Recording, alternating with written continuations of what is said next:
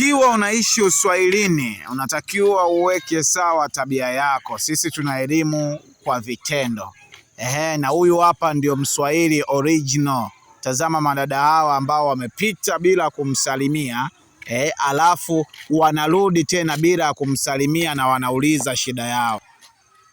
Eti kaka, hapa kwa mganga Juma ndo wapi? Mnaulizia kwa mganga Juma? Basi mmefika. Ofisi yake hiyo huko. Asante maana. Karibuni sana. Ofisi yake ndo hiyo.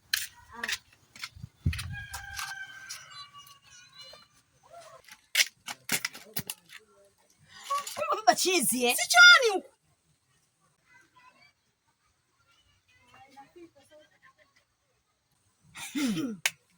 Haibu na unanie. Yaani katuona si wandazimu kabisa. Jamani. Kwani angetuambia tungefanyaje? Huyu dada tuende kwa moshi moto. Wewe kumbe una akili timamu Tuama kwenu kwa mganga Juma, si ndio? Yaani yangu anashindwa kutuelekeza vizuri, atuonesha sisi chooni, unasema kwa mganga kweli jamani?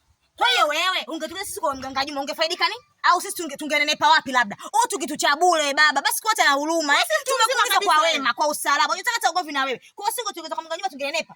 Mbaba wa hovyo huyu. Shauri ya madevu tu kabla ya viatu. Sasa kwanza mtu mzima unapita kwa tangu kumbe haimti kabisa, ni hamna kitu. Kwa sisi tuko na chocho chako ili tuiweje yani? Atuona si wenda azimu. Sikiliza nikwambie nyinyi watoto. Akili zenu na kule nilikoelekeza ni vitu vinavyofanana. Yaani nyinyi akili zenu na chooni ni sawa sawa, na ndio maana nikawaelekeza kwamba mganga anapatikana huko, kwa sababu nyinyi akili zenu na chooni ndo vitu vinavyoendana. Wapumbavu wakubwa nyinyi. Yaani mbona nazidi kutukunjia heshima. Kwa sisi akili zetu sawa na choo. Sisi na wewe mwenye akili zake sawa na choo Mimi nakwambia baba ndio ashapigwa na maisha. Kwa akili zao ndio kumalizia sisi. Wewe mtoto, takutandika makofi. Takutandika makofi, usiniletee wazimu wako. Sawa? Kwani sitogopa makofi yako? Ovyo muone kwanza leo sikuta nimekaa na njaa. Nenda huko.